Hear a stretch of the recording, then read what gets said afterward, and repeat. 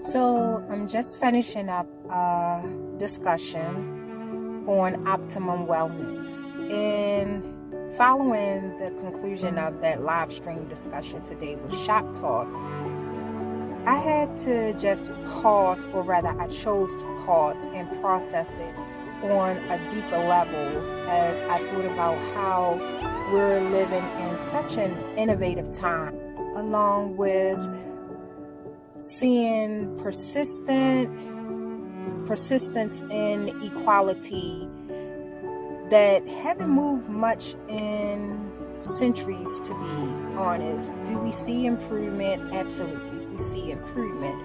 But if we're looking at all that's going on around us in the world today, there's still much growth and work that needs to be done. And what instantly came to mind was this thought. If we continue to not choose to change what we are doing by 2050, we will have irreparably, single-handedly played an integral part in damaging the world. Now, I know that was such a loaded statement to make, but in making that statement, it moves me to the following question of purpose. And I've been a big advocate of people finding their purpose in the world and just moving within that purpose. But as I sat and I thought today, as I've thought in the previous days, have we become a society that's focused more on the purpose, so much so that we've lost focus on the importance of wellness, living in wellness, and or securing wellness so that we can live holistically well. When we talk about or think about purpose, that leads us to the question that's dreaded by some of, what do I actually want to do with my life to feel a sense of fulfillment? What is my calling? And for some or many, that's a bit of a challenge. But after journaling and much thought put into it, I have my own theory as it pertains to being able to answer that question within yourself. Ask yourself, has following purpose kept us stuck from wellness?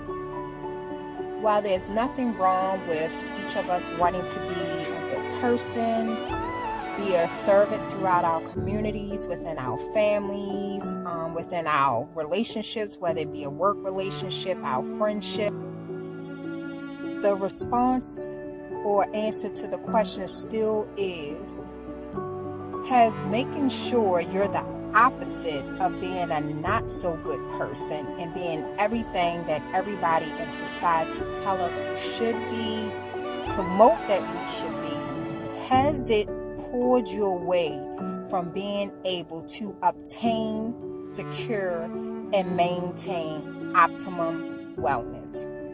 If that is the case, then let's go back to the basics, shall we? I had to learn what being healthy for me looked like physically, mentally, emotionally, spiritually, and socially. And to make those things the number one priority, code for making me number one in my life. Now, I will admit that such a wild and bold thing to do, to make you the number one priority, especially when you're used to being the foundation of making sure everyone and everything else externally around you is okay and moving as it should or it need to be. And aside from making sure those that I love and care about around me are okay, also pushing everything around that the world throws at you just to make sure that the environments that you're in and others are in peace. But I also learned that when you're avoiding yourself, none of that is really possible to do. So as I said, I had to go back to the basics, and for the most part, it also meant that I had to learn how to do things that I either wasn't doing, never did, or had forgotten or stopped doing, such as sleeping, making sure I got enough sleep, drinking my water, exercising, being more active, and therapy. Definitely an advocate of therapy, so that meant I went back to therapy. I found that I asked myself, what are the things I need to nourish myself and achieve optimum wellness? And most of us on a day-to-day basis are asking ourselves, how do we achieve necessary and change within a world that is in such chaos? How do we go through and make meaning out of our lives when there's so much pulling at us on a day-to-day basis? More importantly, how do we rest? When does our body, including our mind, truly get downtime? When we're asking ourselves the question of what is our purpose, we need to understand that purpose only has two options. The first being set a goal, successfully reach and achieve that goal.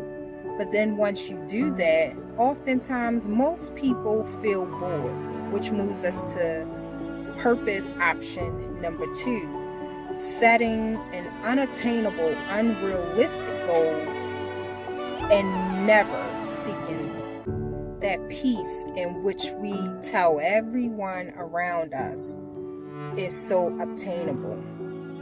When the harsh reality is this, you cannot give that which you do not know how to make. So how do we make or achieve world peace when most of us don't even know how to make peace within ourselves? So if you truly want to save the world and live in a world that is truly thriving, start with you. Instead of working hard to please others, invest your time and energy into working really hard at just being you. Because just like hurt people,